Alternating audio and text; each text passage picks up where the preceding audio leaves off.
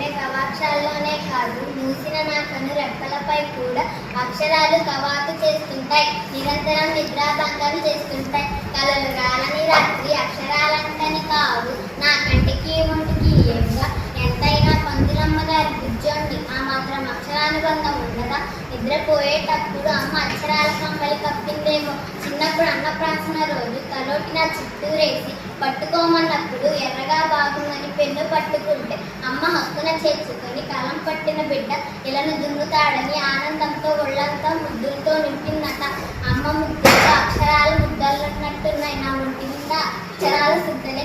ఇప్పుడు నాకు ప్రతి అక్షరంలోనూ అమ్మే కనిపిస్తుంది. నన్ను అక్షరాల పుట్టని చేసిన అమ్మకు అక్షరాన్ని అవ్వడం మినహా మరే రూపగలిగిన బాగా చదువుకొని ఈ ప్రపంచాన్ని మరింత మెరుగుపరచాలన్న అమ్మ ఆశ నా గుండె చప్పుడయింది.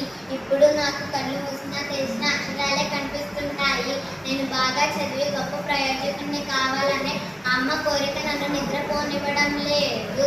అమ్మ ఆశలు నన్ను ఒళ్ళంతా కళ్ళు చేసుకుని శ్రద్ధగా చదువుకునేలా చేశాయి. అందుకే నాకు చదువు పట్ల మరింత ఆసక్తి పెరిగింది. అమ్మే నా పంతులమ్మ, నేను ఆమెకు బుజ్జోండి.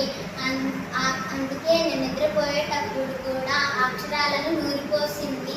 అందుకే చదువు పట్ల మరింత ఆసక్తి పెరిగింది.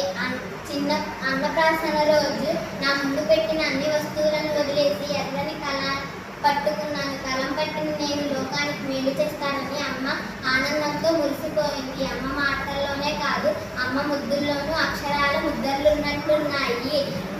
అందుకే నేను అమ్మను ప్రేమించినంతగా అక్షరాన్ని ప్రేమిస్తాను. అమ్మ కోసం బాగా చదువుకొని అమ్మ కోరిక తీరుస్తాను. అమ్మను గుర్తు చేసుకుంటూ అమ్మ ప్రేమ తెలిపి అక్షరంగా మారుతున్నాను. My name is Larsa Priya. I am studying 7th class, MPUPS School, Koduru, Munne.